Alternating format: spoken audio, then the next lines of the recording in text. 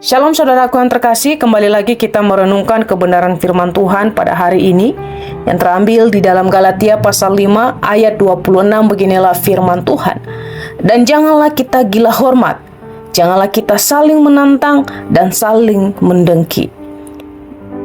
Judul renungan hari ini, gila hormat.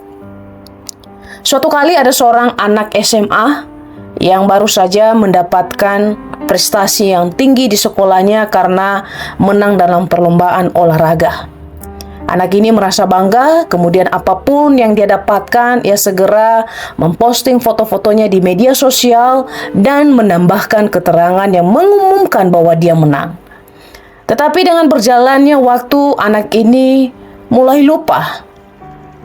Dia bukan hanya berbagi kegembiraan dengan teman-teman dan keluarganya, tetapi juga ia ingin mendapatkan pengakuan lebih dari orang-orang yang ada di sekitarnya. Sehingga seringkali ia ketika bertemu dengan orang-orang di sekitarnya menceritakan tentang bagaimana ia memperoleh kemenangan, bagaimana dia berusaha, bagaimana ia berjuang, dan bagaimana ia melakukan segala sesuatu. Sehingga segala sesuatu yang dia lakukan, yang dia bicarakan adalah tentang dirinya. Dia melupakan bahwa segala sesuatu keberhasilan yang dia peroleh adalah karena Tuhan, bukan karena usahanya.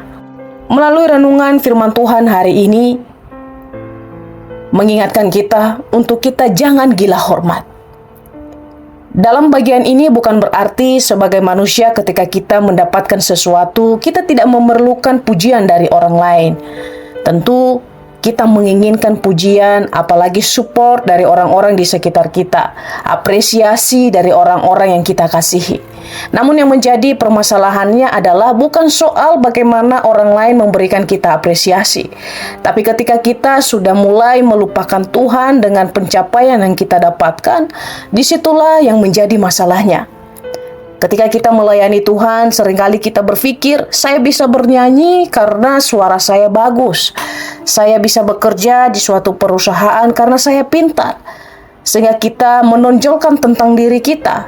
Karena kenapa? Tujuan kita adalah kita ingin mendapatkan pujian yang berlebihan dari orang-orang di sekitar kita.